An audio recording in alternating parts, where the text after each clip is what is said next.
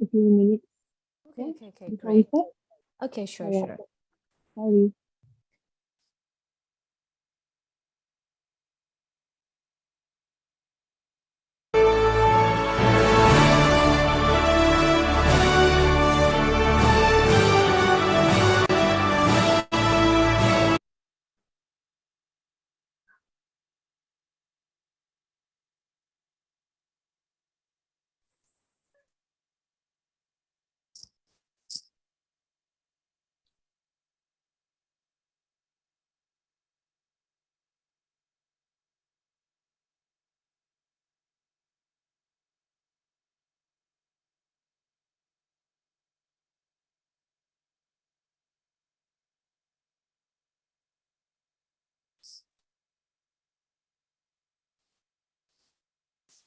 Picture. Mm.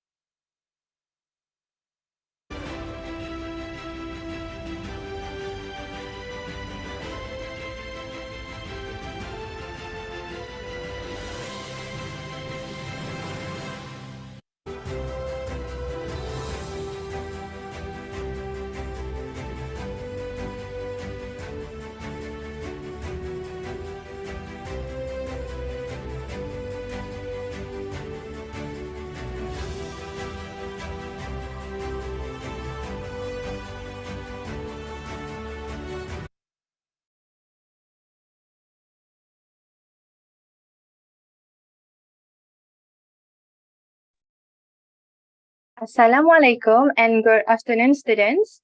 Welcome back to our second slot of virtual class session. We are delighted to have you all here. Are you ready for an exciting educational journey? Now, let's continue our session by introducing our second special guest for today, Dr. Nurul Amajida. She is from the Faculty of Science, University-Brunei Darussalam, and will be our teaching panel for today. Dr. Amajida will be going to share with us about micropaleontology studies, paleoenvironment, and biostratigraphical interpretations.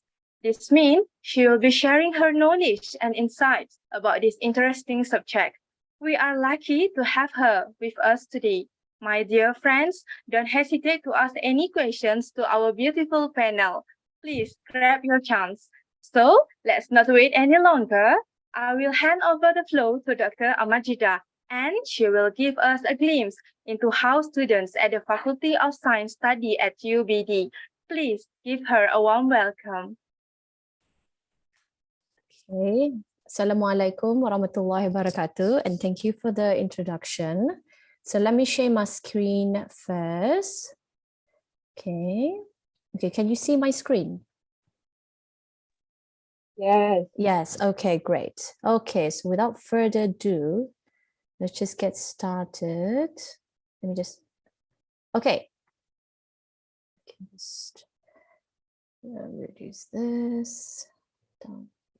All right. So Assalamualaikum warahmatullahi wabarakatuh and good afternoon. So everyone, Your Excellencies, professors, doctors, students from UBT, from UPM, and public as well as the live stream right at this moment. So first of all is thank you so much for this opportunity to invite me today for this talk. I'm honored to be here as well and to share about the micropaleontology or what's happening in UBD in terms of fossil studies, okay? So here's the topic today. So I believe that I have 45 minutes, okay, of introduction to this topic at the same time that I will introduce you a bit on the lecture, what it's all about in this field, okay? So I hope you can see my, my pointer as well. So today I'm going to talk about the micropaleontological studies and how we can use it to interpret the past environment and to actually tell us about the age of our sediments, okay? So that's my name, actually Dr. Nurul Amajida, but here it's just a sort of the scientific name, so Amajida Roslim, and I'm the lecturer in Geosciences group in the Faculty of Science at the University-Brunei Darussalam. And if you have questions, you can ask me later on after the presentation, but you can also ask me directly through my email as stated here, amajida.roslim@ubd.edu.bn, okay?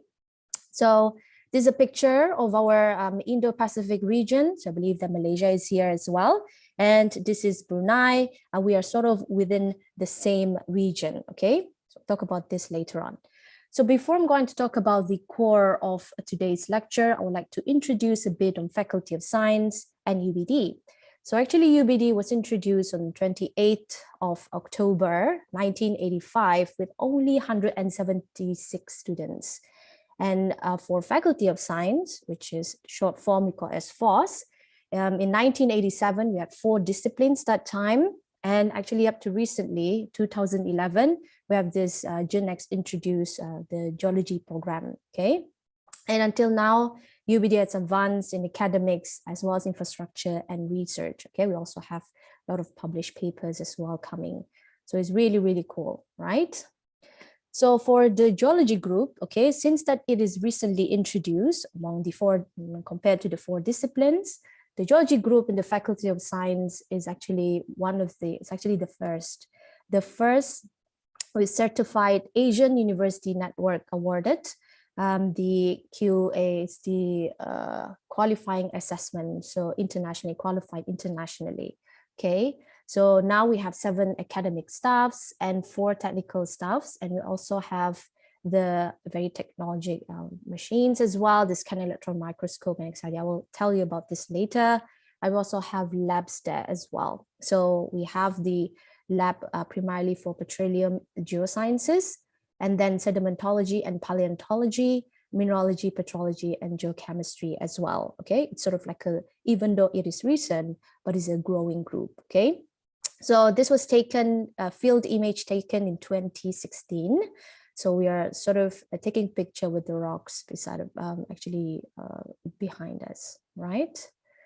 So let's talk about geology first, all right? So what is geology? And sometimes people call it as geosciences. Okay, so this is basically science with unnatural obsession with rocks. So people might say that we are weird because we like rocks, but actually it's more than that. Actually, it sort of tells us a lot about the environment and Earth, okay? So we're not that weird, right? So as you can see here on the left side of your screen, so we have the rocks there. So I believe that we have seen rock. Everyone here have seen a rock, okay? Tell me you have not seen a rock, okay? Because you need to see what is a rock, okay? So this is a collection of rock on the left side. And actually geology, even though it's recent in Brunei and UBD, but the knowledge of geology has been around in the Stone Age as well, in the prehistoric time. And actually they use this stones here, they actually carved it to actually make spears and to hunt. So which is really interesting because there's a specific stone, we can use this to carve this perfectly, to make it sharper like this. And back in the days, they don't have the knowledge of geoscience, but they know specific rock type to actually do the spears. So which is really interesting because it's sort of, geology is always embedded, okay? And what about today? Okay, so here's the image of some technology, our chips, okay, as well as this is the famous landmark, the Sultan Omar Ali Saifuddin in Brunei. Okay, so it's a famous mosque by his the Sultan's father, the current Sultan father. So here we have, it's actually covered with marble. Okay, so meaning that we have a rock there. So meaning that in all of this in front of you, it involves the rock or anything related to rock. And actually, we have minerals that are conserved in rocks, and we actually use them in everyday life. So I bet you even right now, your everywhere is covered with minerals, okay? So there's no one thing that minerals are not involved. Even your pens, even your iPads, even your phones, we all use minerals there. Hence, geology is very important to study. So that's for geology, okay? So let's come into the word of paleontology. So paleontology is the branch of geosciences, okay? Where by the name of itself, so it's paleo, so past, logy is the study, so the study of the past. In this case, we have the study of fossils, okay? So I believe that you have seen fossils as well, okay? So there was a movie, was it last year, on Jurassic Park, so there was a dinosaur there. So that is part of fossils as well, okay? So I believe that you know what is a fossil, rock and fossil, okay? So this is the definition here. So we have fossils. They are actually the evidence of the ancient organisms that are preserved in the geological record. And it is really interesting because as in UBD, because it's quite recent for geology, okay? And it is more recent to study paleontology as part of geosciences at UBD. And alhamdulillah, in 2016, we had the opportunity to actually showcase the fossils obtained from Brunei and from the Crown Prince at the same time to the public as well. So that time, it's sort of interesting in the sense that it was actually, this exhibition was open to the kids, the high school, as well as the university students. And that time, everyone couldn't believe that we have fossils. So even though now we know that it is recent geology, now paleontology is more recent, and then now the knowledge to the public in terms of fossils is much, much more recent.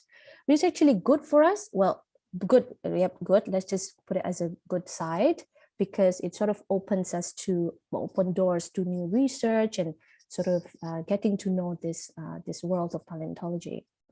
Okay. So at the same time as well, so this was taken by our former final year students. So they went to this field called as Ambokil. So it looks like this, all right? So it's basically just a simple clay. So this is the gray part, we call this clay. The brown part we call as sand, and then we have clay, and then towards there we have sand. So usually we sort of draw it that way.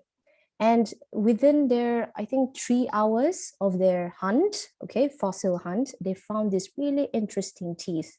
So these were actually shark and ray teeth, okay, and a lot of them. So this means that this Ambok Hill, this field is very promising. And in fact, it is a high diverse locality, right? And it's also to note that we put them as fossils because, as you can see, this is a hill. There's no ocean next to it. There's no, what do you call that, river next to it, okay? So how can we have all these marine remains on a cliff, which is really interesting. Well, some people might say that, okay, maybe someone had brought it from one place and to actually deposit it there, throw it there. But it's really interesting, where can they get this, right? So, and why? That's the reason why, okay? So we have a lot of them as well there, okay? And here we also have, we call this, the species name called is Galena obscura. So these are actually crab fossils, okay? You can see them. So that's the carapax, okay? And into two and that way. And we also have this thousands of pieces of mollusk shells. So basically remaining of this calcareous, we call this calcareous shells. And all of this, we know that now they should be in the water. It's underwater. Well, Galena obscura, we have them exposed because they are crabs, but still they need water. And in this cliff, we don't have them, okay? So, which is actually really interesting now that, yes, we do have fossils and this site is really, really cool. So what is happening until then? So we have been everywhere except from space, probably one day, okay, in space. So in UBD, we've been to different places. We've been to construction places just to hunt for this exposure of rocks as well as fossil hunting. So we go scuba diving. So we went on snorkeling. Actually, we have one core module in the final year where we have field trip going to the ocean. As you can see that there was my final year student last year, that's 2 years actually. And then we also went to the forest, okay, and just to look at this, these layers. It's also to note that, as what I mentioned earlier on, it is recent, right? So because it is recent, we have this opportunity to just go and hunt, okay, hunt for fossils or hunt for these rock layers, okay, to get more answers, right? So let's move on to the paleontology, right? So paleontology, they are divided into two types in a sense, okay? So one, we have put it as a micropaleontology. So this is where we have large fossil samples and we usually identify them without the use of microscope. For example, we have dinosaurs. So I mean, all of you guys here know what is a dinosaur, right? I hope. Okay, dinosaur and corals. I hope you know what is a coral. If you don't, please go to the ocean and somewhere the ocean, okay, and look at all of this coming out like sort of plants coming out from the seabed. So these are corals, okay, and then echinoderms. So echinoderms are sea stars, okay. And we also have more here, but I just put 3, okay. So basically those are the large fossils. And then we have the second, we call it as micropaleontology. This is where we have the study of microfossils. So the name itself is micro, so small is there. So hence we have small fossil samples and usually we identify them based on looking to the microscope.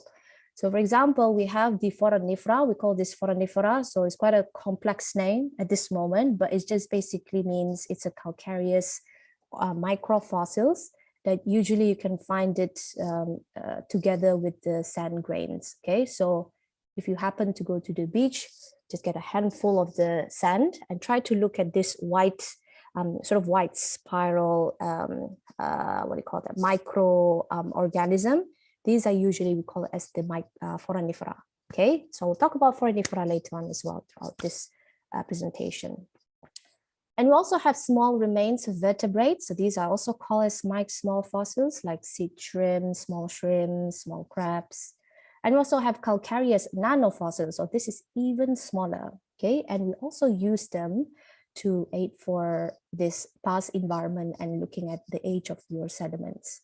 Dinoflagellates, this is microorganism made up of organic matter, okay? So organic wall. And then we have pollen and spore. So I believe all of you guys here know what is a pollen and a spore, okay? So I hope that you know, right? I hope, okay? But I will talk about them later on as well. So for this lecture, so I will talk about more on the micropaleontology side, so the the small grains. All right, so microfossils under the micropaleontology, okay, so as you know that they are microscopic, so they are very small. And in fact, they are very small. You would expect them to be a lot in the sediments, okay? So hence they are extremely abundant in sediments, and those that are coming from land, which is terrestrial, are mostly the pollen and spores, okay? So again, what is a pollen, what is a spore? So it is actually those male reproductive organ, okay, of a plant, okay, for germination.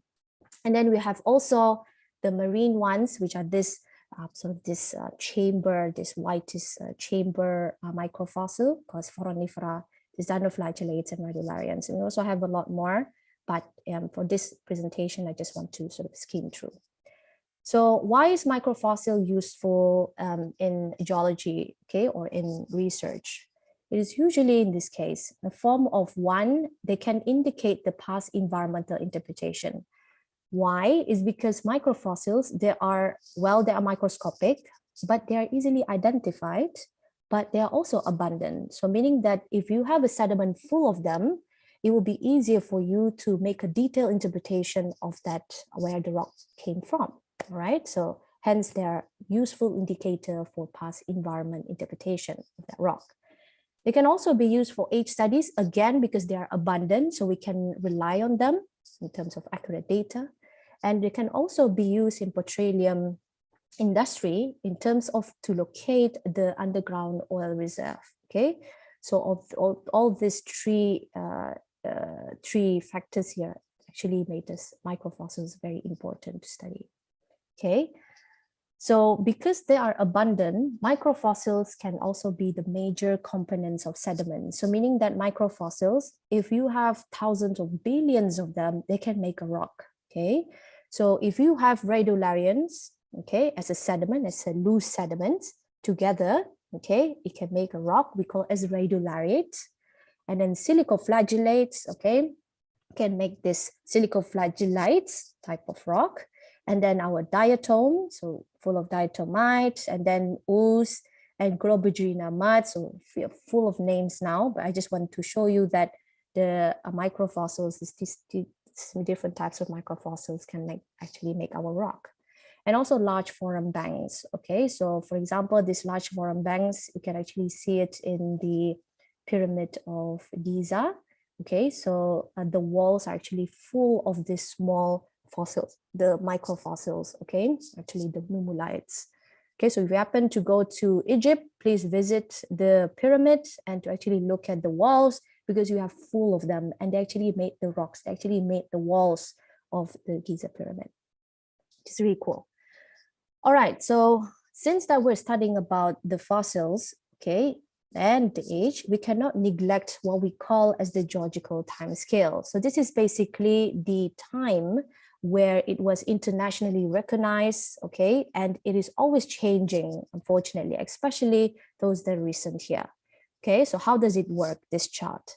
So first we have Hadean. So Hadean here, so this is the first, sort of the first Earth, okay, the early Earth. And then here is the numerical age in million years. So MA represents million of years. So here, 4,567, so about 4.6 billion years. So that is actually the age of our Earth, okay? And as you can see here, as well, okay? So the beginning of the Earth, okay, it is not much life there. It's actually none, no life at all.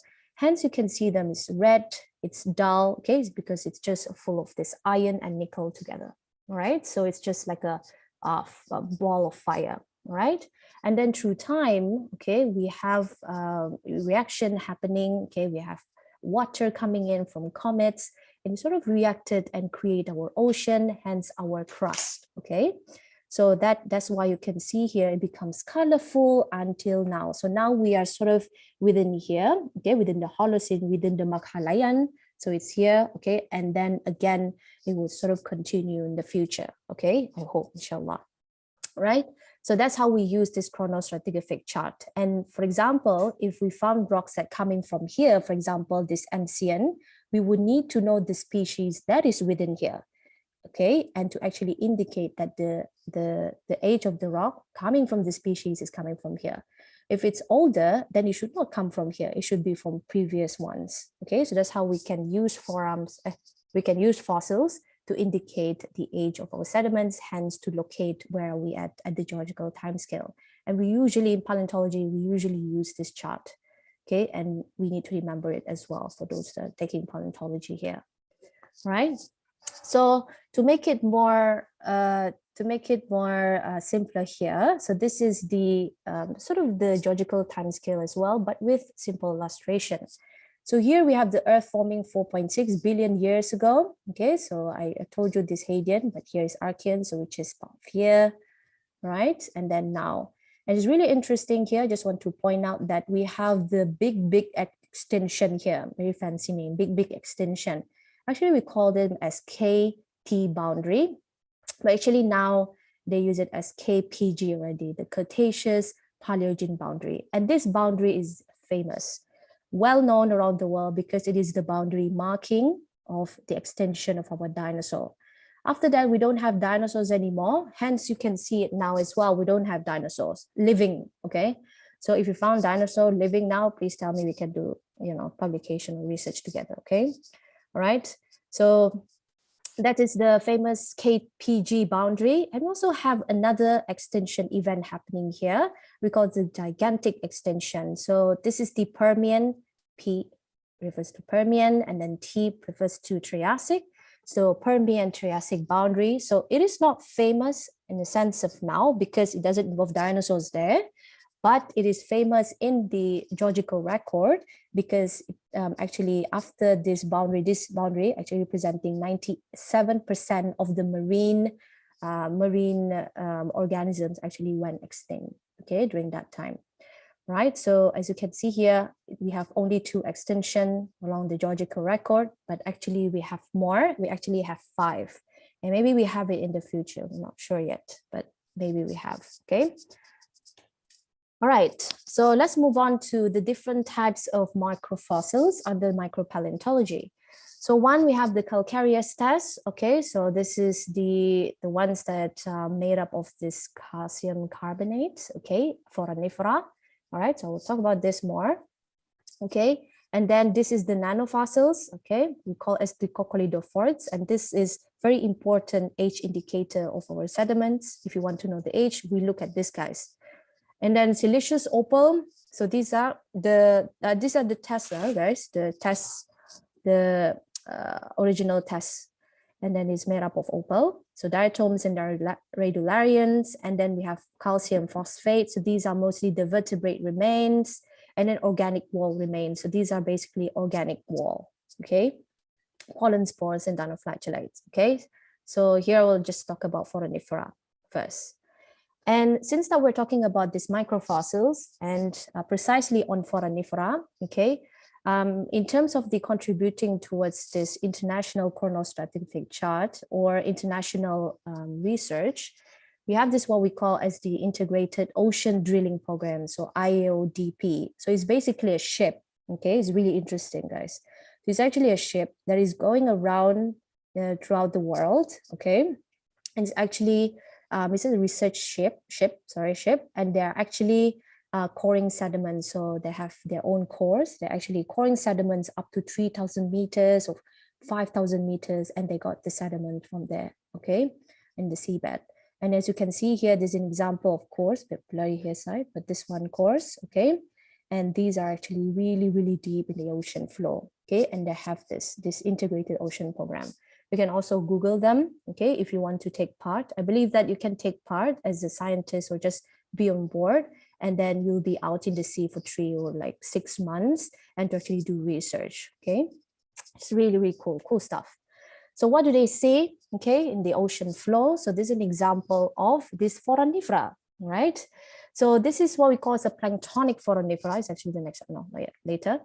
So planktonic foraminifera, where it is basically just type of foraminifera that is looking like a Mickey Mouse. So I call it as a Mickey Mouse, okay? It's like globular, it forms like it's like a bubble, okay? Like a ball on each side.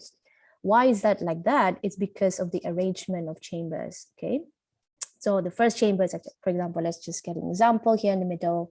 So I hope that you see my pointer. So we have the first chamber that is developing here, and then the second chamber, and then the third chamber. So it forms this globular shape, okay? Hence we have them a lot. And these guys as well, they are abundant in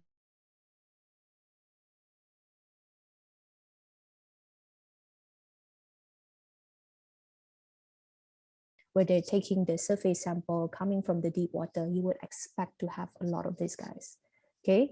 So which is really nice, really, really nice. All right, so, okay, so let's look at the classification, okay, of the, what we call the classification, the eukaryotes. It's the tree of life, okay? And here we have different names of groups here. So we have the SAR group, which is stand for the Spermopile alveolata rhizarians. Then we have the green group. So this is what you expect, the plant group. So because that's why it's green. And excavata. So these guys are those with sort of what we call as flagellum. So there are hair coming off, like coming out from this, from the organisms, as you can see there. So this is the excavata, amebozoa, and the epistoconcha. So these are mostly the metazoans. So animals are there, and even us, we are within this group, okay? So here, I will talk about this microfossil called as the foraminifera, right? So this is also the same classification as well, but it's sort of arranged differently to the side. Okay, so foraminifera is actually here, okay? It is actually the division under the rhizarians, okay? Under this SAR group, okay? So this is how the foraminifera, living foraminifera look like. As you can see here, they are full of chambers. So these are all chambers, okay? All right, so if you happen to go to the beach, you know, just anytime, just look at the sand. And if you happen to look at this white, it's usually white, but sometimes you can have different colors in them as well. All right. So these are foraminifera, okay? And we also have this hair-like coming out. So this we call as pseudopods, actually helping them to grab food. So they need food as well, just like us, we need food, right? So they need food as well to grow, okay? So this hair actually help them to grab and to actually come to the center to eat, right? This is the same as our this planktonic foraminifera with globular structure, and we have also this hair coming out and actually grabbing food called pseudopods, okay? So this is also part of different microfossils, so we'll not talk about this more, okay? But I will talk about the foraminifera more. All right, so foraminifera, so they are in Latin, we call it the hole bearers, so meaning that they have holes, okay? And in the taxonomic rank, okay, they are within the phylum of Rhyteria, Rhyteria, and then subphylum Rhizaria, Biconta, and subphylum, actually we call them as foraminifera. So they are well known of foraminifera, call them, okay? Or forams, some people call it as forams. And they have three different classes. One is mono, so one, thalamia, so single chamber, one chamber. The second is tubothalamia, so this is two or more chamber due to the sort of pseudo chamber. So chamber that are not fully developed yet, but we call them as chamber. So that is called pseudo chamber. And then the third is the globothalamia. So these are the ones with this globular shape. Okay, we can't put them as tubothalamia because they're shaped differently. Sort of the chambers are in a different orientation. So that's why we sort of separate them in different class. Okay. So this is the globothalamia, all right? And why are they useful? So they are often used to indicate the age and the past environment of our marine sediments, okay? So which is really interesting that we, this foraminifera, not only we can use it for taxonomic, meaning that we identify them based on how it looks like, morphology, whether the hole's big or whether it's small holes and different species name, but we can also use the shell to actually indicate the shell chemistry, okay, where we can run through stable isotope and to actually indicate the ocean, either we have ocean acidification or whether we have warm water occurrence that time, and as well as climate change. And forenifera can do that, can actually tell us about these events, which is really nice. And recently as well, people have been using forenifera to indicate ocean acidification, this warming event affecting our ocean, okay, which is really nice. So not only we use it for species identification, but also for climate change and all of the other things, okay? So here we have radiocarbon dating. So this is the age of the sediment. So you can also look at the sediments, whether we have a huge range of age, okay, from one sediments to another. And if we have a huge range, then why is it huge? Okay, if we have short, what happened during that time? Why is it a short range? Okay, so that way forenifera can tell us, right? So forenifera, they have been inhabited the ocean for more than 500 million years, and they usually found in sedimentary rocks. Okay, so this is basically a type of rock forms from a sediment. Okay, and it's usually on the surface. They can be microscopic, most of them is what I mentioned. However, recently we have few centimeters, very long and big forenifera. It can go up to 20 centimeters long. And recently in Brunei also, we also found them very large, about 20 centimeters. So that's really, really large, okay, when we were diving that time. So which is really interesting as well, that actually tells us that this forenifera can adapt to the environment now as compared to before in the past, in the geological past, because maybe the environment now favors them. Maybe we have more nutrients coming in, or maybe they're just adapted to it, adapted to the warm ocean, okay, which is actually can actually help us to tell us about the climate change as well, right?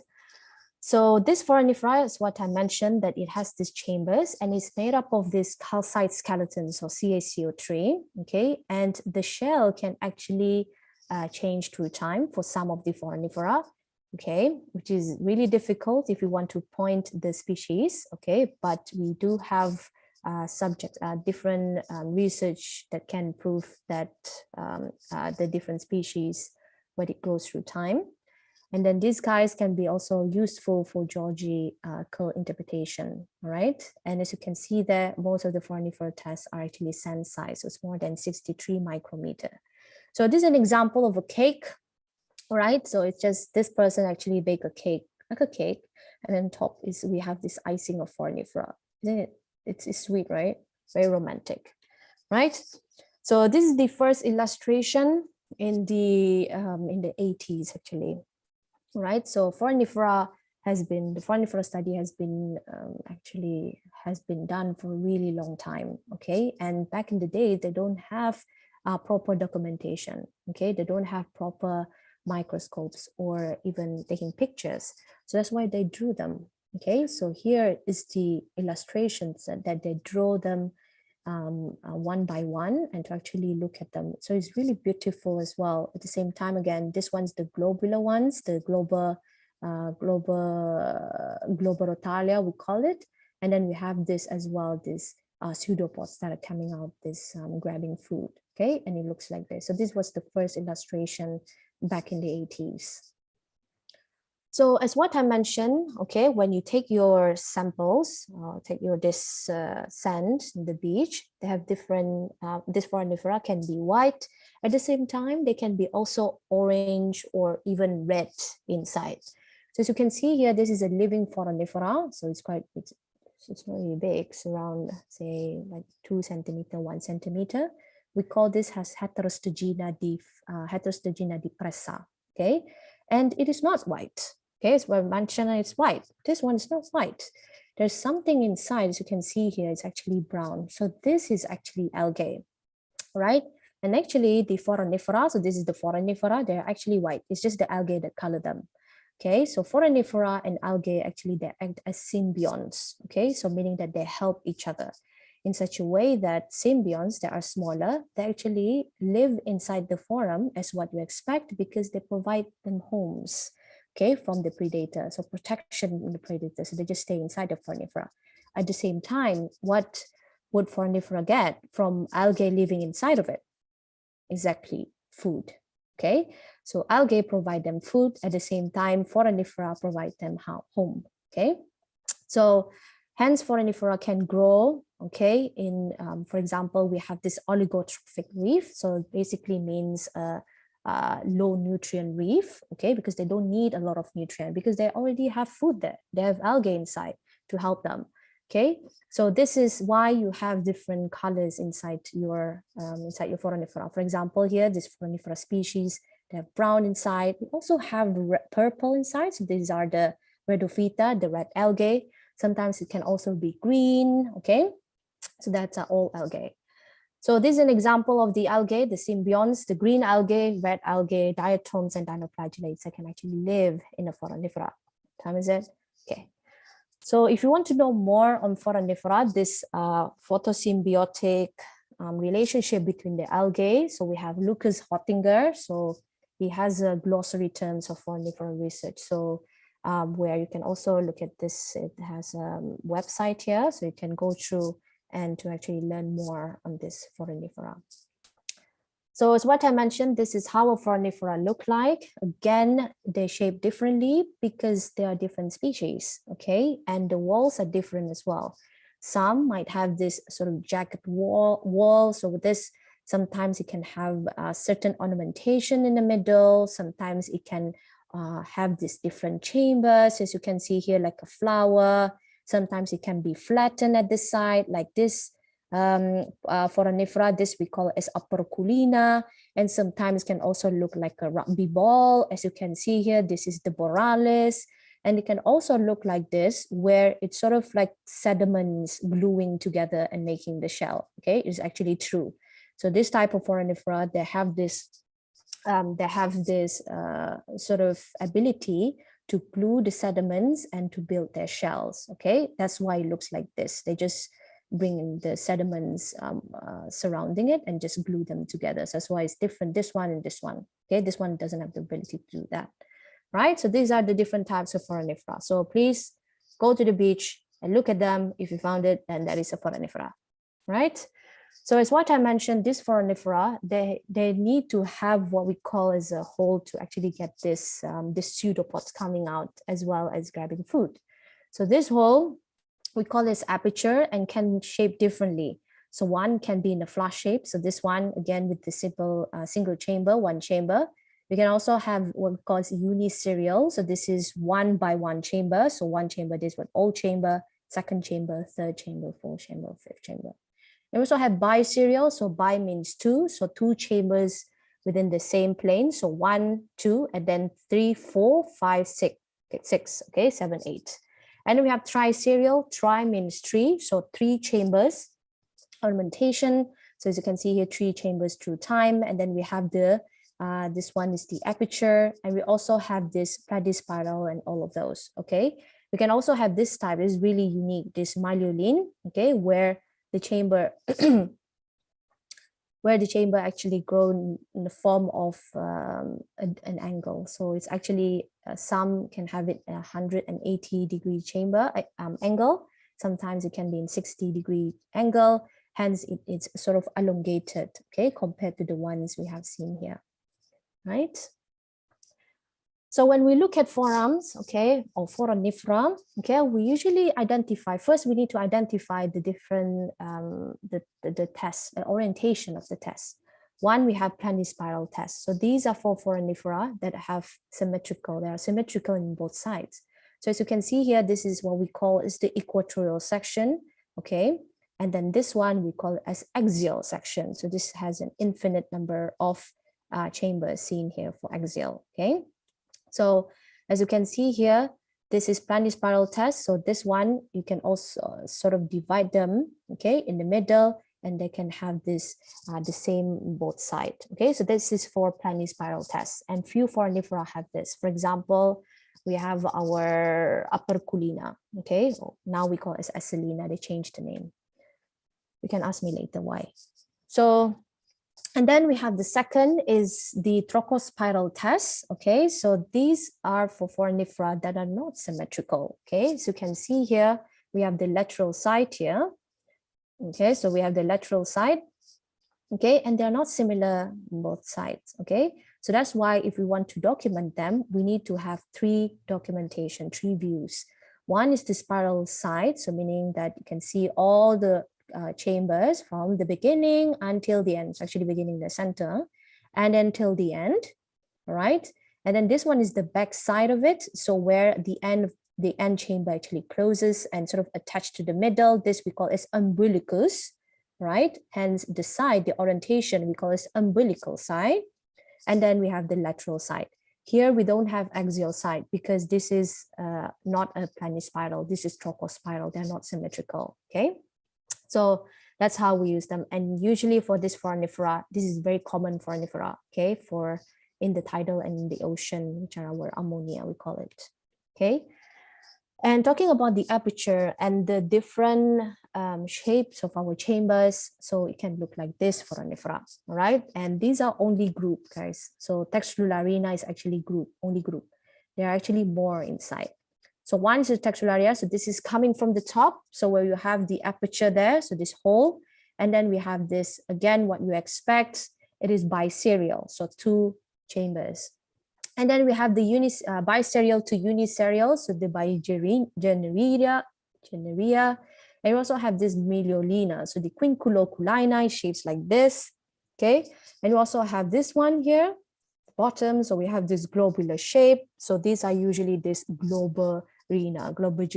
Hence you have all of this globularina within the species name, okay? And we also have the ones that are flattened, okay? So you can see there like an additional coating at the end. This we call as keel, K-E-E-L. So this has a different name, but again, it's sort of within the group globularina, but here is because of the keel, we call as rotalia, so globorotalia, okay? And these guys are very important, again, okay?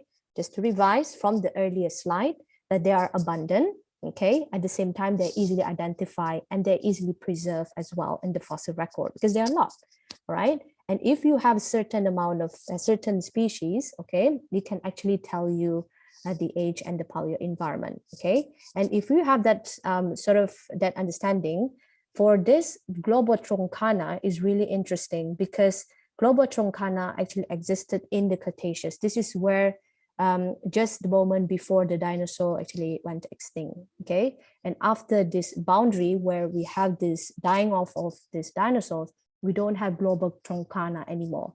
So meaning that if I were to give you a sample, right? And if you found these guys, so this Globotroncana, so you know that, so these samples were actually coming before the boundary where we have this extinction of the dinosaur. It's not after that, right? So that's how it is very, very useful indicator. This is excellent indicator, right? So foraminifera, so as what I mentioned, we have these two types. Early on, I said it's planktonic foraminifera. What is this planktonic foraminifera? Actually, living foraminifera, their life strategy, they're divided into two. One is the planktonic foraminifera. So this is where the foraminifera living, floating in the ocean, okay? And they usually have this short age range. At the same time, they evolve very fast, okay? And because of that, they are important index fossil. What is index fossils? Index fossils are basically fossils that indicate the age, okay? So for example, if I were to give you again a sample and you have a lot of planktonic foraminifera, you can actually use this planktonic foraminifera to actually indicate the age of my sample, okay? So for example, of the planktonic foraminifera is actually these globular shaped ones. And then we have benthic foraminifera for the second type. This one, those that are living on the sea floor, okay? They're usually bigger, hence they are denser, they are heavier, hence they're living on the seafloor. So because of that, they're living in the seafloor, they're in wide range. One, they can be in the marine, a lot of them in the marine near to the coral reef. Brackish environment, so what is brackish? Is the mixture of fresh water and marine water. Yes, river and marine. And we also have fresh water as well, okay? And these guys are important as environment fossils. So meaning that, again, if I were to give you a fossil, a sample containing a lot of benthic foraminifera, you can actually use this benthic foraminifera to indicate the depth, say the depth where the sample is coming from, okay? Whether it is coming from 60 meters or 20 meters or 30 meters, okay? So here, is the famous example of the coral attached foraminifera, is the Heterostogena depressa, the one that I mentioned you earlier on, this symbiotic relationship with the algae. Okay. All right, so how micropaleontology can help us in geology and providing solution. Okay, so these are the study, right, by Ho and Simmons. They're actually coming from Brunei. So most of the case study today that we'll talk about is more towards the region.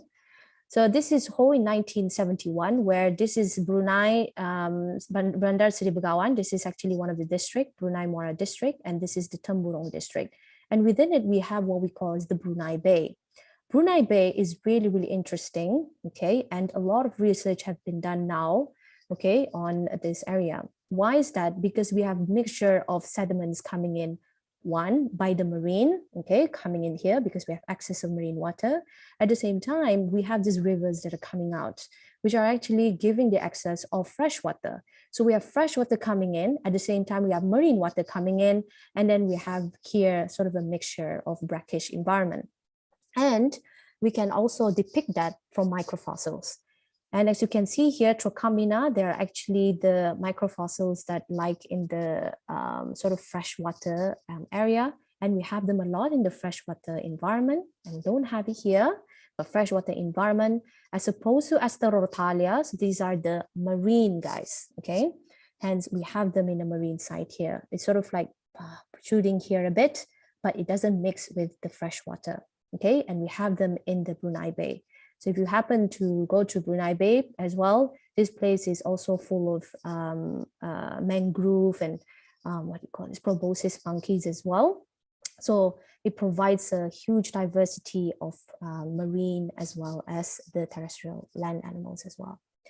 So here is the, in 1999, where they actually use both palynology, the study of pollen grains, and foraminifera, so these microfossils from the marine, it can actually tell us about the environment of deposition. So whether sort of pointing out whether they are in mangrove, whether they are in palms, or whether they are in swampy areas by looking at the pollen as well, okay? And foraminifera here, as what I mentioned earlier on. And as what I mentioned as well, now, especially now, we have the age of climate change and all this mitigation. We can also use foraminifera to do that, to indicate the climate. So here we have the paleoclimatic assessment. So it's actually here in 2011, is it 2011? Yes, 2021 is actually recent, where they actually look into Malaysia. So Oligocene to Paleocene of Malaysia, and they actually depict, they had the core, right? It's around 2,000 meters.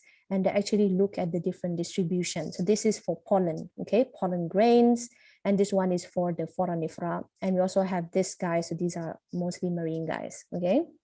And from this data, it's really interesting because as you go towards the top, we have more of these green peaks. So this actually indicates the increase of rhizophoracea. So rhizophoracea is actually mangrove, okay? So meaning that we have more mangrove landward side here, as opposed to here, as what I mentioned, these are for the marine. In the beginning, we have them a lot, and then towards time in the shallower deposit, it tends to decrease. So meaning that we don't have marine anymore, which is actually true if you look at the rhizophoracea. Okay, so now it's already land. So it was actually marine, and then probably happened to the sea level, maybe sea level drop. Now it's exposed to land, hence you have mangrove exposed, okay? So which is really interesting. From this graph, you can know already the different environment that actually happened that time. So this is the, just to show you this, these names, okay? So these are the ones coming from the geological time scale, all right? And even though what I mentioned earlier on that it was international, okay, some species might be occurring in one area, and some might not occur in that area, but occur in a different area. So because of that, in terms of correlating, it might be different. So that's why in case of here, so you have these different lines, okay, sort of different intervals within the, for example, the Carboniferous, okay, because they're doing the analysis in different areas, hence, as well as species might be occurring in different areas as well, right? So because of that, paleontology also important, not only looking to this past or climatic, but can actually tell us about probably we have new species coming in, or maybe we had isolated species that happened before, or maybe we have mutated species.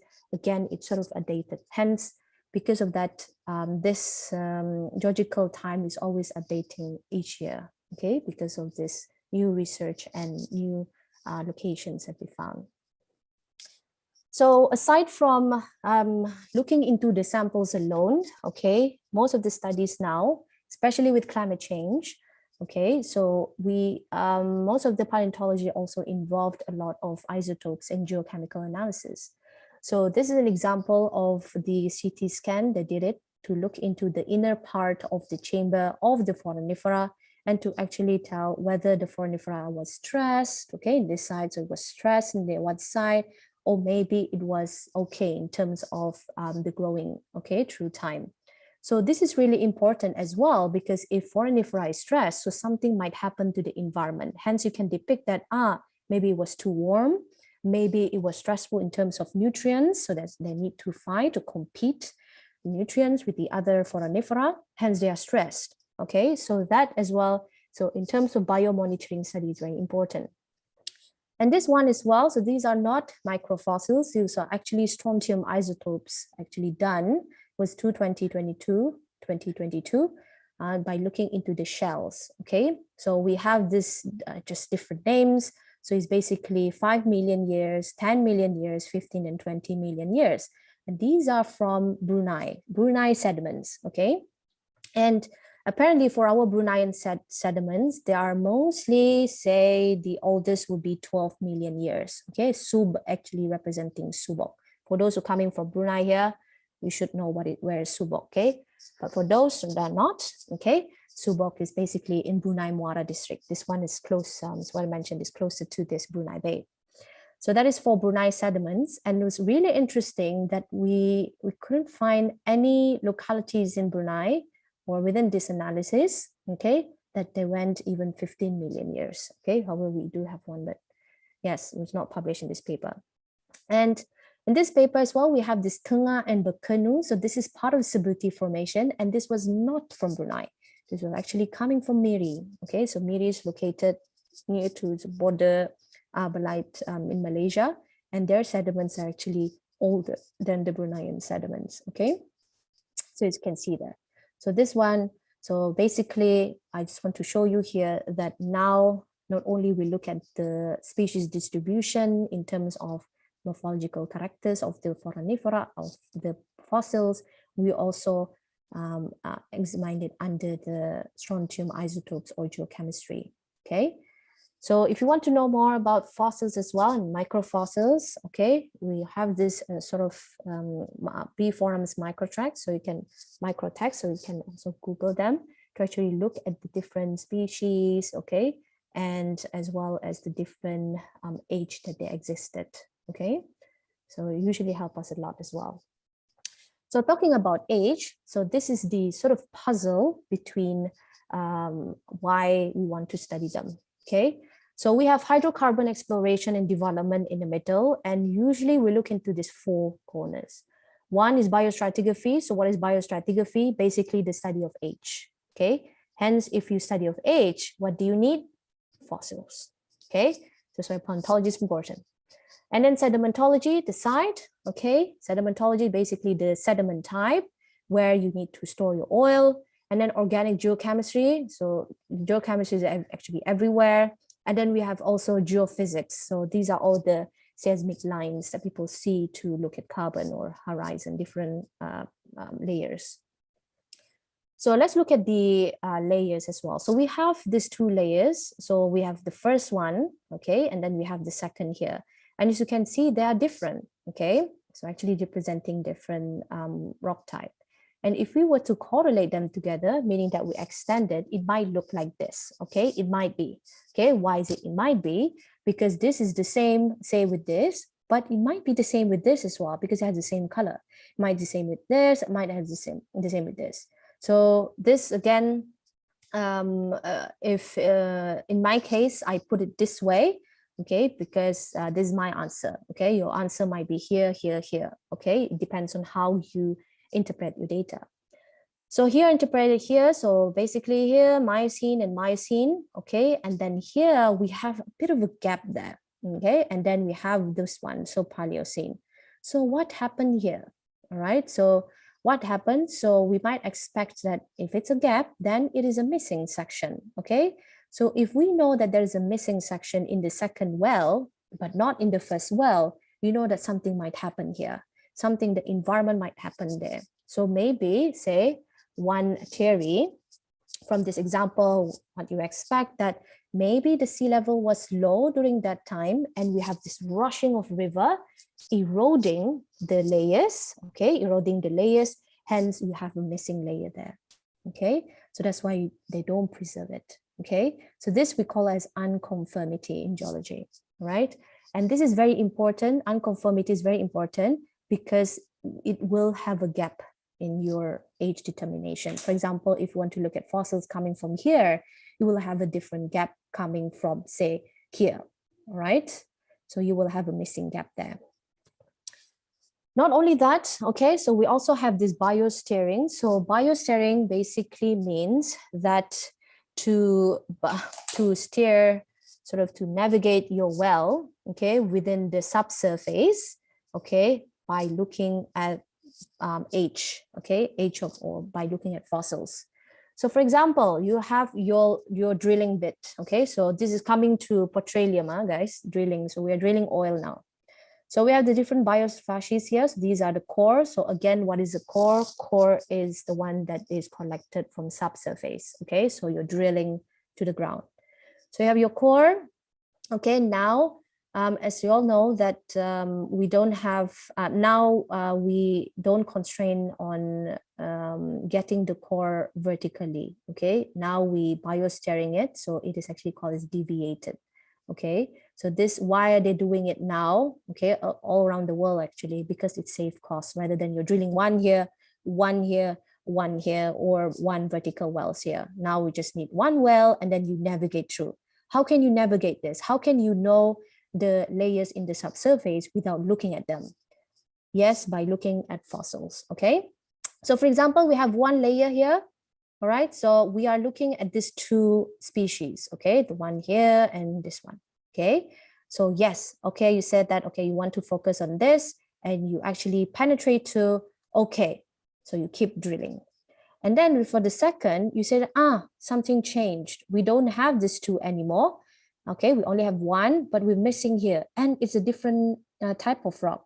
So something might happen there. So what happened? So you need to sort of steer it, whether you go up or whether you go down, right? So in this way, in this case, what do? You go down, okay? So it's too high, you go down. Hence, you meet again this layer. Okay, so now, okay, you keep drilling. Okay, so that's how you do it. All right. So this is where we need to have the knowledge of paleontology on board all the time. Hence, the getting the samples every time. Okay, and usually they take the sample for 10 minutes.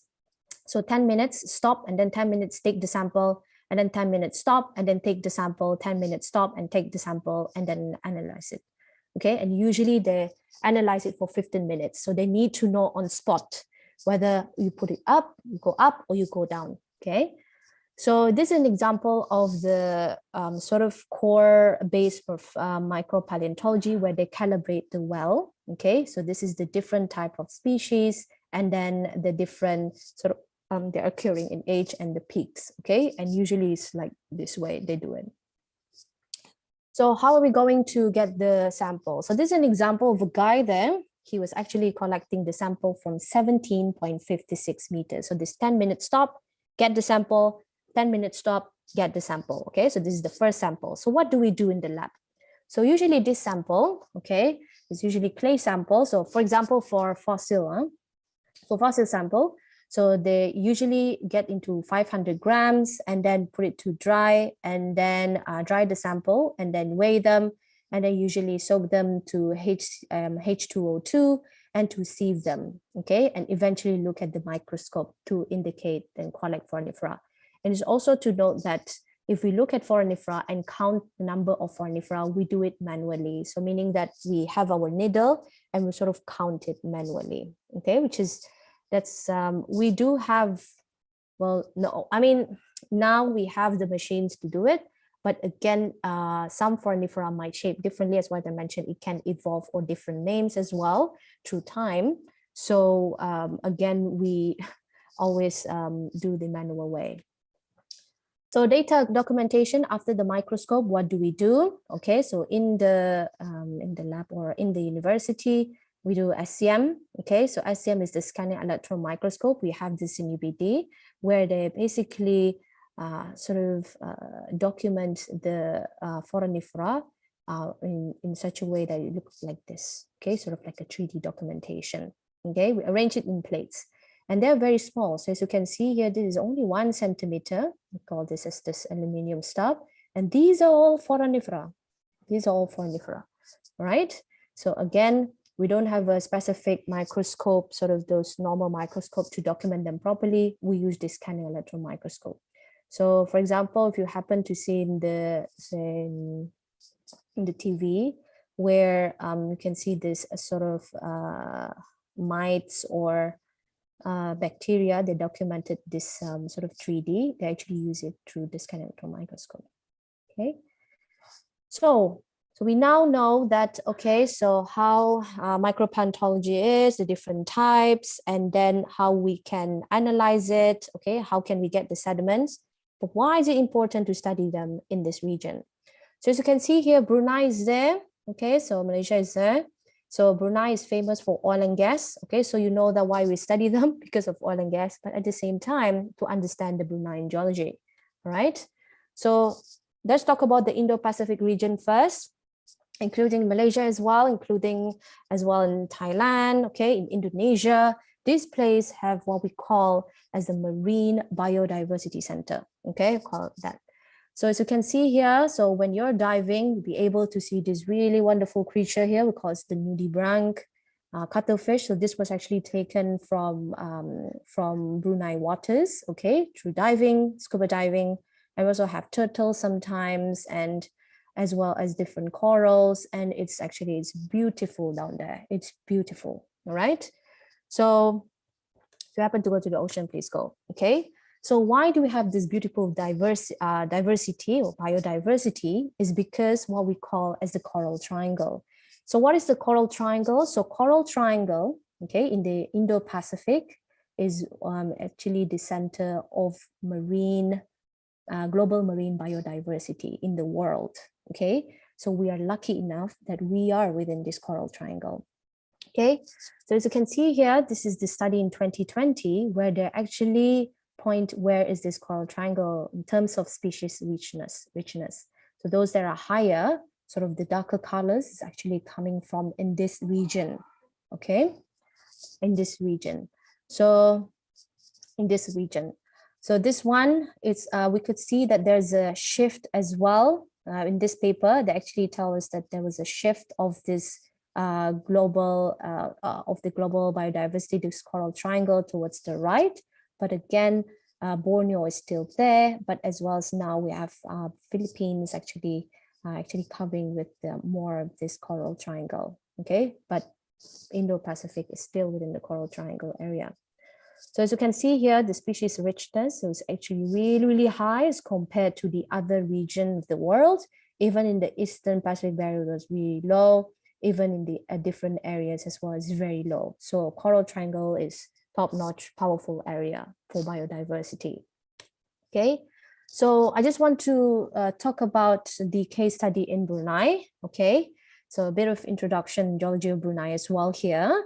All right, so Brunei, why do we want to study micropaleontology? Because our sediments are all coming from underwater. And actually Borneo Island, well, half of it, especially in the northern side, were actually underwater, okay, in geological time. So we were actually mermaids, you know, once upon a time, all right? So here you can see the different layers. So I just want to show you that this is mostly the shallow marine environment. So again, shallow marine environments, so shallow marine deposits. And this was actually arranged is what we call as like this, okay? So this zigzag through time, okay? Just to mention you that this is old and this is young, okay? Coming towards the top. And Brunei sediments are arranged this way, okay? And we are also very young in a sense that we are sort of in the Neogene, as what I mentioned earlier on with the isotope studies, we are sort of within this less than 15 million years. So we are sort of young in geological time, okay? And this actually tells us something. So we know that the sediments are coming from shallow marine environment. So we would expect a marine environment and marine life previously there. So marine remains should be a lot in Brunei, okay? Or coastal remains should be a lot, or even brackish environment should be a lot, because as you can see now, Brunei Bay was there. So maybe Brunei million years was actually like that as well, okay?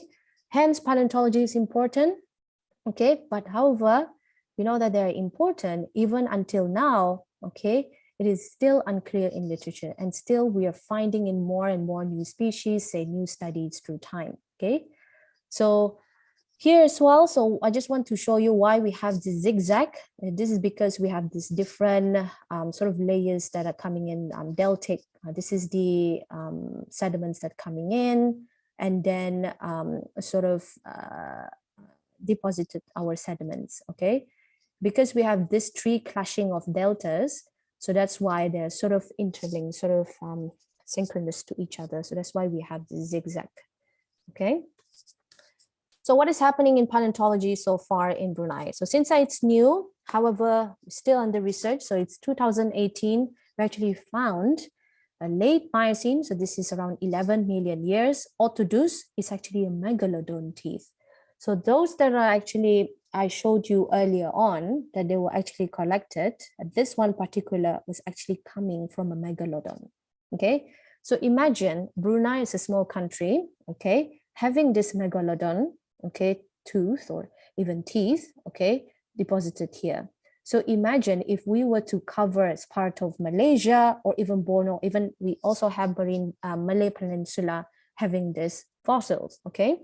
This is really interesting as well.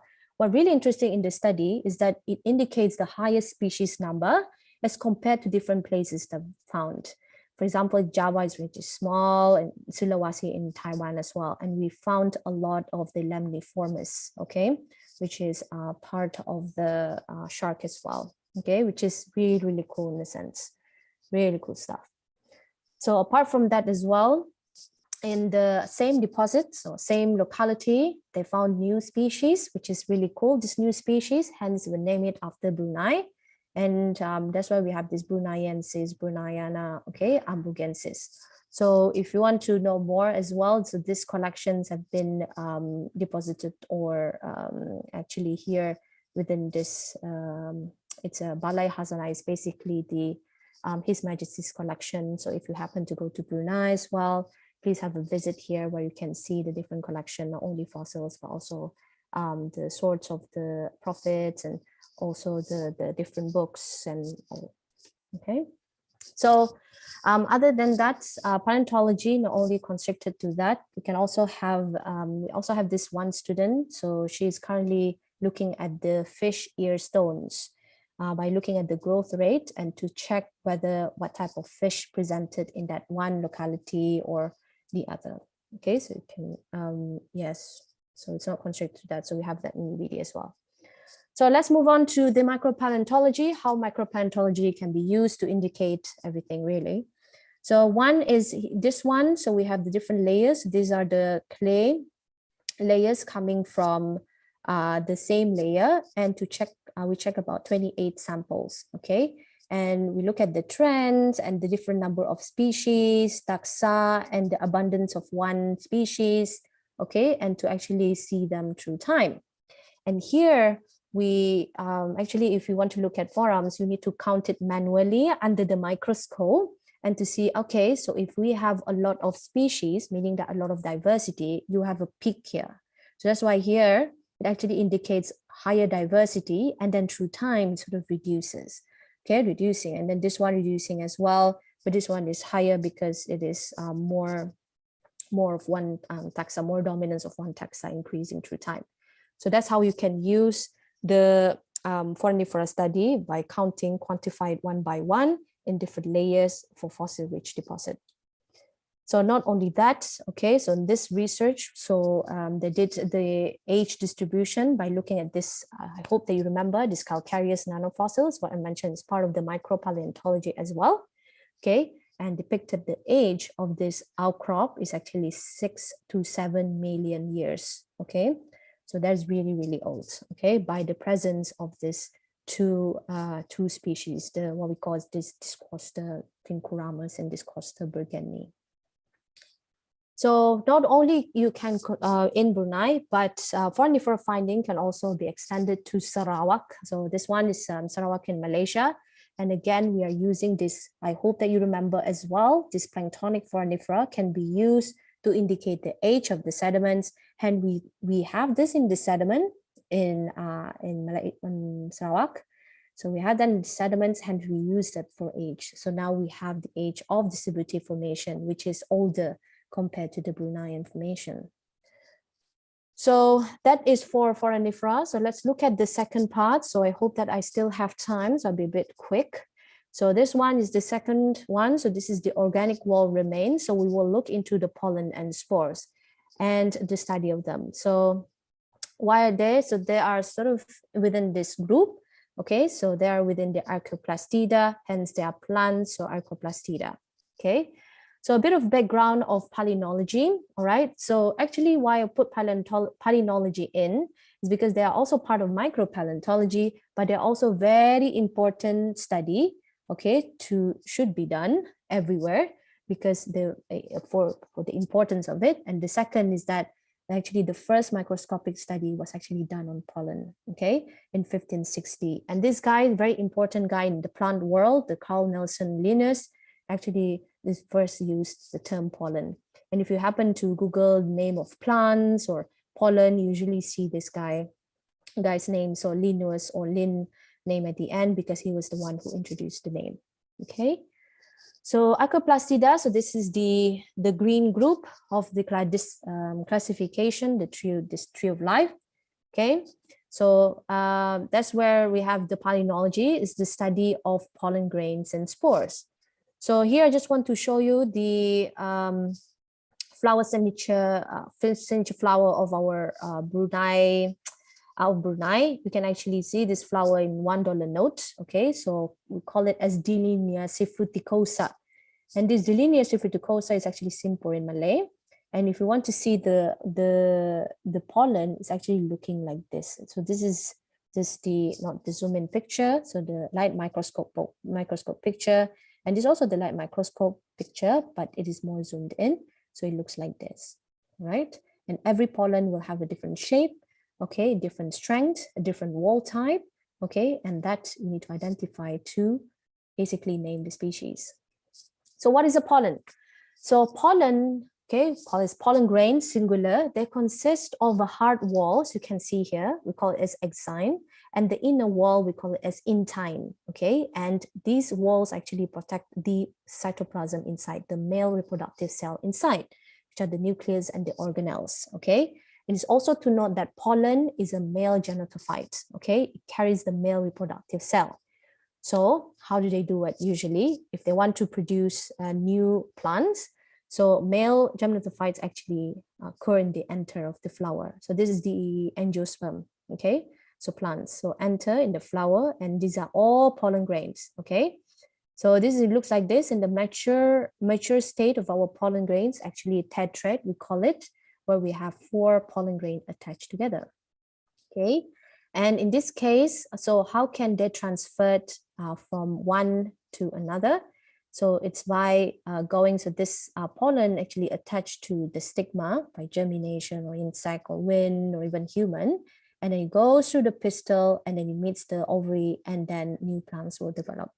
Very simple, straightforward as well, okay? So we can also see in it bees. So bees usually go to the enter and actually eat there. So the pollen usually stuck to their bodies, to their bodies, and then they go to the stigma, and then the pollen can germinate there. Okay. So why do we study pollen and how do we look at pollen in terms of geology? So pollen grains can come in many shapes and size, okay, and surface markings, okay. And again, for the ones that matured, they're usually in the form of four tetrads, okay, for four pollen together. Okay, so this is the example of it. And if we look at closely here, so this is sort of the different types of pollen morphology, like pollen shape, and how we can identify them based on, again, what we expect to have here. So these are sort of holes in forams. So this is also holes in pollen, which means that they are aperture. Okay, so forams has aperture, pollen has aperture as well. So these are the apertures, okay? It can be the slit shape, it can be sort of this perforated shape, okay? So that we also have the different types and we need to identify them to, again, to ID our pollen, okay? So why are we studying pollen, okay? So pollen in paleontology, okay, it can use to ID the fossil plant. So meaning that what happened in the past, okay, in the area. And they are also useful to indicate the past environment of the terrestrial deposit. Because early on for foraminifera, they're useful for marine sediments. What about the terrestrial sediments? We cannot use marine sediments, we cannot use marine deposit in terrestrial deposit because there's nothing there for marine. So we use pollen grains, okay? So one, it can tell us about the vegetation state. Two, again, for climate, if it's drying, whether if it's wet that time, whether we have mangrove, we have peat swamp, okay, and pollen, you can do that by looking at this pollen. Plant communities, so that sort of relates to vegetation, changes of vegetation, and biogeography in terms of migration of the plants, as well as, again, past environment, okay? This is geology, so we always are looking into sort of ways to actually understand the past and sort of present and future, maybe for climatic change, but for paleontology, mostly in the past, so we use palynology. So this is, we have this aperture, so I just want to show you the aperture in pollen grain. They're not similar as foraminifera to grab food. This aperture, the function in pollen is actually not to grab food, but for germination, okay?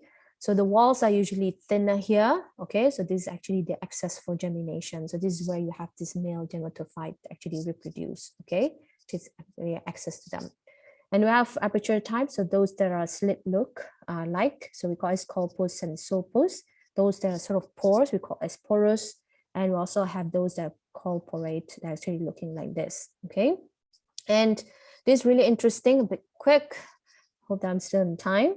So this is the monocolpate. So for example, the monocolpate, so this is where you have colpus. So this one slit is like that, colpus, one colpus. And if you want to put it, colpate, sorry, or monosulcate, okay? And then for one porous, so one pore, okay? One pore here, we call as mono, one porate, very simple. So what about if we have three colpus? So we have 1, 2, 3, the same with colpus here. So 3 colpus, that's why tri, we call as tricolporate. So what about if we have a mixture of pore, right, and colpus? So we just mix them together. If it's 3 as well here, we call it as tricolporate. So that's how you name the pollen, okay? So how do we do the analysis in pollen? So let's not neglect this as well, okay? So again, it sort of have the same procedure for 1, 2, 3, okay? However, after that, it's more of the liquid separation here. So one, usually we crush the rock and we put it to an acid, so HF, and then we went through acetylysis and maceration, and then we have to centrifuge it just to get the pollen sample, okay? And in the pollen units, sometimes it can be nicely preserved. Sometimes it can be not nicely preserved. For example, here, you can see that there's this sort of darker layer, darker pieces inside. This will actually, as you can see there, closely blurry, but we can see that there's cube there, like cube shape. These are actually pyrite in, okay? So pyrite actually inside there. So if you have, in this case, if you have this case, like pyrite infills in the pollen, this might disrupt your data, okay? It might confuse you to identify, it might be difficult for you to identify because you cannot see the aperture. Hence, we use a different method. Hence, we use a scanning electron microscope to document it, to see the 3D and the wall texture, okay? So here's the wall texture, okay? And this wall texture can have different names. For example, this we have perforation, so pore. So this one perforate, and then some can be reticulate in a sense, like a sort of like a river shaped. And we can also have this sort of ridge and porate, so tectate porate, okay? And as you can see here, these are sort of slit-like in the middle hole. These are actually all sulcate, okay? This sulcus aperture of the pollen. So let's look at this ornamentation in much more detail, okay? So this is the wall of the pollen grains, and we might thought that pollen might have the same shape or walls, right? But actually they are different one by one. Some can have it very plain like this, like the xylate, can have it like a bulb shape, the clavate. Most of them have this reticulate as well, and some can have this sort of additional acne on top of it, like additional, not a layer, like a ball on top of it, okay, smaller. So that we call as gymnate. And we can also have this type of shapes, okay? And usually if we want to ID the pollen, okay, we need to know the wall texture, okay? Usually the case. So this is an example of light microscopic picture, light microscope picture of the pollen grains. And as you can see there, so this is in red, this is what we call Sonoratia alba. So if we were to document it in the normal microscope, it looks like this, and hence you cannot see the wall perfectly. Hence you use the scanning electron microscope. Now you can see the holes, the aperture, the ridge in the middle here, and you know that, okay, so this pollen is indeed a Sonoratia, so called Sonoratia alba. At the same time, we have this type as well. So this is again Sonoratia, but then it has a different protruding aperture and no ridge here as compared to here. Okay, so this we call as Sonoratia caesularius, a different species. It's also to note that here we use SCM to actually help us not to get confused the different species within the same group. For example, this Sonoratia and this is Sonoratia as well. How do you know that this is alba, this is caesularius if we don't have the 3D? So usually we use the 3D to identify it further. So in Brunei, so why do we use this? Okay, so especially in the Georgia Brunei, is what I mentioned, we have this collection of marine, at the same time coastal and terrestrial deposits. Okay, it's full of them. So marine, we can focus on forams, but for the terrestrial, we cannot focus on anything. We cannot focus on foram because they are not marine. So we focus on pollen. So in this case, we look at pollen, all right? They can actually help us and indeed actually help us in identifying the age of our sediments. So these are actually the different locations and the age of the locations as well. Okay, so that's how we can use palynology or these pollen grains to indicate the age, just like forams. So not only that, this is a really interesting case study in the Indo-Pacific where they actually reconstructed the coastline, okay, based on the pollen actually found within this region, okay? And within this region, as you can see here, this green part here, they were actually a coastal, mangrove environment before, okay? So as you can see, the Ferroschütze and Sonoratia, they are mangrove assemblages, and these in the past were actually mangrove as well, okay? And not only that, as well, we know that foraminifera can actually depict the depth of your sediments, whether it's coming 60 meters or 20 meters.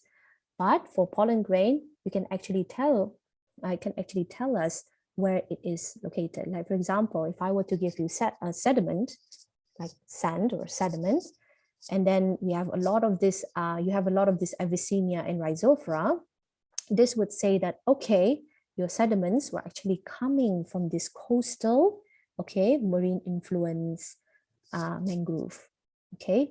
At the same time, if we have this type, okay, suppose we have this type, so if we have Pachira or Maritia, and this would indicate that it's more hinterland and it's more of the far from the sea, okay, far from the marine. So that's how we can use palynology for the terrestrial deposit. So that's for the, so I hope that I am on time. Okay, so that is for palynology. So aside from palynology, paleontology, micropaleontology, we also have great geology team at UBD. So you can also Google this. So this is on the geosciences in YouTube, but you can also go to Faculty of Science. We also have the video there where we went to the field most of the time and to look at rocks, basically, okay? You can also reach us through our emails as well. So these are the team, okay? So I'll not be able to do this alone, all right? So I'm in the middle, but we also have those that are coming from different fields in geology, okay? So we have Dr. Afros, so this is the program leader. So he's doing on structural geology, dealing with faults, okay? The movement of the earth. I also have Professor Dr. Vasilis as well. So he's the director of research. So, and Dr. Elena, both of them actually doing on geochemistry, mineralogy, okay, all these minerals coming from. And we also have the group of petroleum geosciences here by Dr. Raghav Shalabi, as well as Dr. Aminol. And we also have coming from hydrogeology, Dr. Stefan Hedwig. So from this fields, it's a collection of fields. It's what made our geology team. So it's quite small, so recent, and a small group, but it's really, really cool because you can see different sides of geology within this, within the department. Okay, so we also have technical staff. So these are our technical staffs. Okay, and we also, since it is a small group, it's quite recent, but it's a growing group. So hence we sort of still growing and hopefully to grow more in the future. Okay, so that's it for my presentation. So thank you so much for listening. Sorry if I go ahead of time. So if you have any question, you can ask me now, or you can ask me through my email. I should put my email there. All right. So thank you so much for this opportunity. So I hope that you learned a lot as well.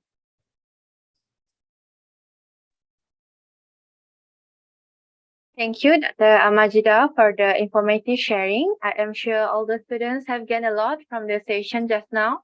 May everything that is shared today bring benefit to us all in the future. Before ending the session, let's all turn on our cameras and join the photography session with Dr. Amajida. All right, I hope the technical team is already. All right, on me. 1, 2, 3, smile. Okay, once again. 1, 2, 3, say cheese. All right. The end of this session marks the end of our very first agenda of the Malaysia-Brunei International E-Mobility, which is the virtual class session. I would like to take this opportunity to thank all of the participants as well as the viewers from YouTube Live for the time spent with us today. We really appreciate your presence and hope that you have an amazing time. Before you leave, for UPM students, don't forget to record your attendance by scanning the QR code displayed to claim your merits. Until then, see you during the next activities. Goodbye and take care. Thank you, Doctor. You're welcome. Thank you so much.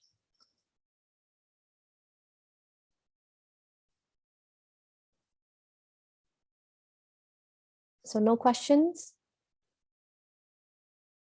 Okay.